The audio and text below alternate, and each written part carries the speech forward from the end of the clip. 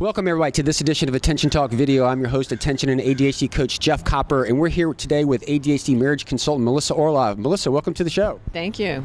So, Melissa, I'm a huge fan of your work, and over the years that I've interviewed you, it's kind of occurred to me that ADHD is very much of a self-regulation issue, and my sense is when couples get into some patterned behavior, this self-regulation thing actually becomes a symptom of both sides.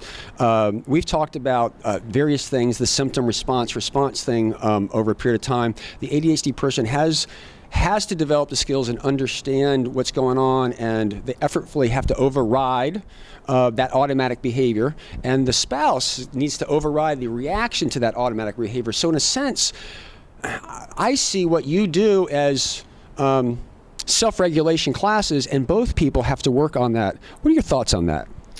I haven't thought of it that way before, but I think that's probably accurate in that I view it as getting the knowledge that you need to both interpret things more accurately, right? And once you are interpreting it accurately, that internal voice can say, hold on, what seems to be coming my way isn't really, my expectations are based on, for example, growing up in a family that did not have ADHD in it. Mm-hmm. And so it's a new vocabulary for me to work with a husband and also one child who has ADHD. Yep. I have to be more flexible in my expectations. So we talked about your relationship. Your husband needs to override maybe some distractibility, be present for a conversation, but in the same way, you're experiencing that self-regulation when you're reacting to that. Yeah. So in a weird sense, the spouse can actually get an idea and experience what the person with ADHD does, because it's very effortful to stop yourself. We've talked about flooding before, and having to pause and do some things to kind of override that.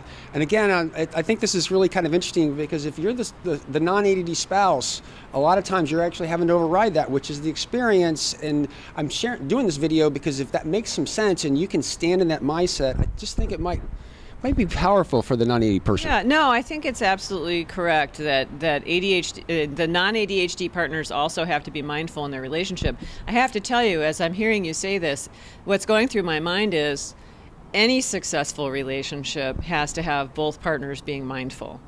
And the challenge there, regardless of if there wasn't ADHD, right?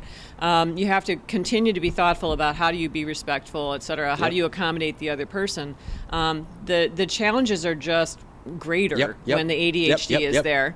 And there are very specific skills that non-ADHD partners, as you're referring to, need to learn in order to be able to properly interpret or correctly interpret what's going on.